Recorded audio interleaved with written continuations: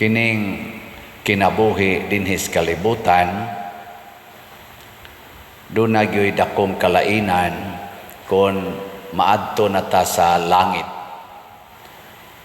Maurang kinabuhia, maurang tawhana ang musakas langit, basta malangita, pero lahi na di ay og matang ang kinabuhi didto.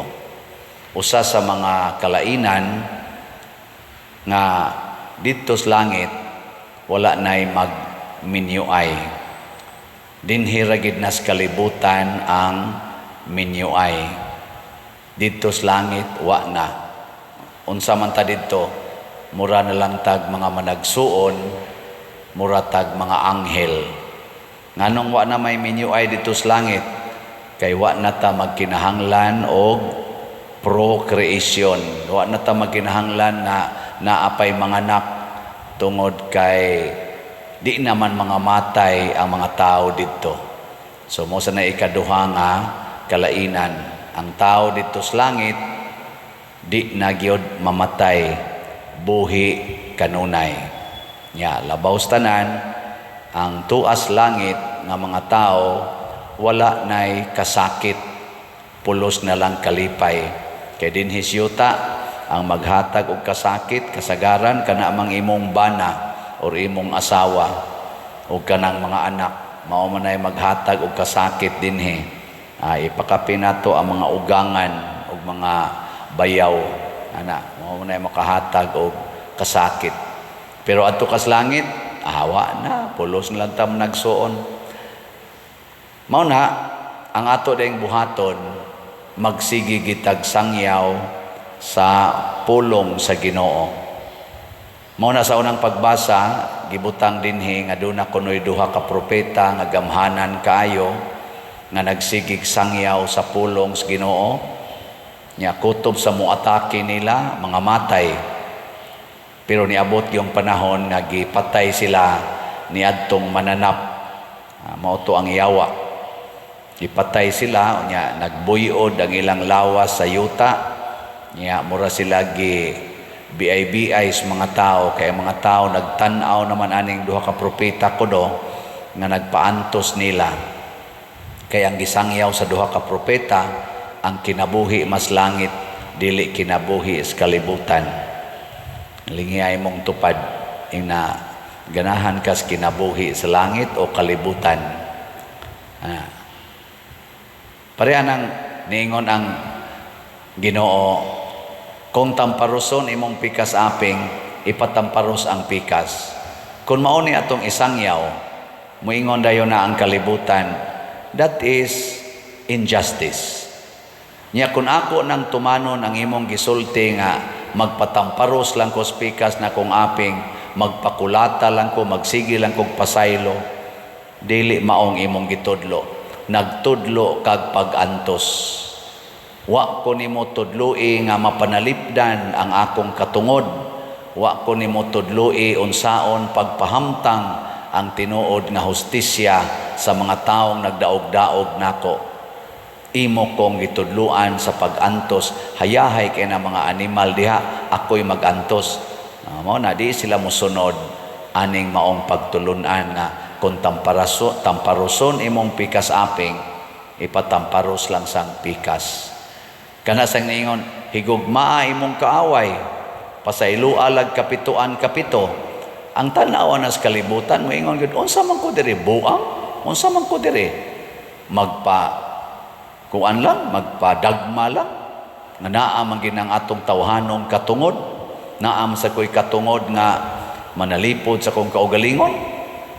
Nya kun ato gining isigig sulti, moingon ginang kalibutan, wa kay ayo.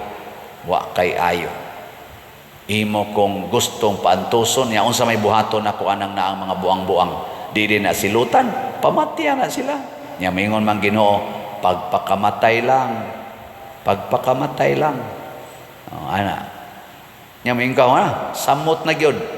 Sa ko pakamatay na ako'y right sa self-defense, ako ginas lang patyon. Mao ni ato mga duwa sa kalibutan. Pero ang nakanindot di ay mga igsoon, kung mosunod lang itas Ginoo, samas gibuhat sa mahal nga birhen, gibuhat ni Hesus, gibuhat sa mga apostoles ug sa tanang mga propetang buutan. Unsa may mahitabo? Ighuman na tog kamatay, mabanhaw, mubangon rata. Gani, matud pa sa atong unang pagbasa, ang nagpatay adtong duha ka propeta nangalisang kay nibangon ug balik niya. Giingnan dayon ang duha ka propeta, panakamo diri sa langit. Saka din sila dito. Dinagid sila mga matay. Ang langit di ay maoy importante. Muna diri sa atong ebanghelyo niingon dayon ang mga Sadusiyo nga di mo tuog pagkabanhaw. Unyag mabanhaw tong babae, niya mabanhaw sa tong 7 ka managsuon, kinsa may makaasawa niya. Niingon din si Jesus nga dito sa langit, lahi na diri sa kalibutan. Ayaw ninyo huna-hunaa nga ang niya sa kalibutan nga matang sa kinabuhi, tuwa sa na dito sa langit. Wala na minyuay, wala na dito'y paningkamot o kinsagri ako, wala na sa dito'y sinahay, wala na dito'y tag-iya sa iyang kaugalingong butang. Ang langit, lugar sa gugma, lugar sa Dios. Ug ang Dios kay gugma man, ang tanan nga tuas langit maghinatagay, maginambitay. Katapusang lingi sa imong tupad ing nakuno, sugot ra kag ambitan ang imong bana. Sugot ka? Di ko. Sugot sa ka, ambitan ang imong asawa. Di sad ko. Di ka malangit. Pero kamao kang mo paambit ang tanan, aga practice na kadtos langit. Pero dili ambit nga makasala ha. Ambit tungod kay nag-alagaray ta dinhis kalibutan. Way pagsinahay, way pag-indigay, labaw sa tanan, way pagpinatyanay. Mga matay ratang tanan in due time, pero dili ta magpabiling patay. Ugma pohon, mahimo na kong 61 years old. Unsa man hapit na mamatay o dugay pa? Ako bitag unahon na ako daghan ra bagi kong gimisahan nga tag 50 pa edad nga matay naman.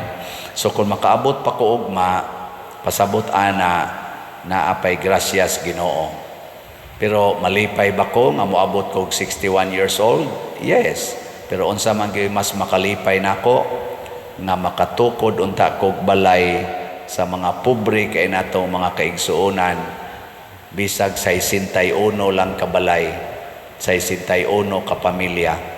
Muna patabang ko ninyo mga igsuon, hutda na ninyo palit ang atong CTO nga slots. Tag 100 ra gid ni. So karon og ugma, paliti kog slots. Kay ugma na lang sa nako i-report og pila nay atong halin aron inig ka Lunes, Martes, Miyerkules sunod semana kun buhi pa mo, mamalit mo maayo ugma og slots, mahurot na ni siya. Tuloy-tuloy ng atong paghimo sa atong mga balay nga himuonon. Sobra 100 ang nang-apply, 61 lay atong sigurohon usa. Kung unsa may dangatan, makalsobra ba ta sa 61? Praise the Lord. Depende na sa inyong pagtabang.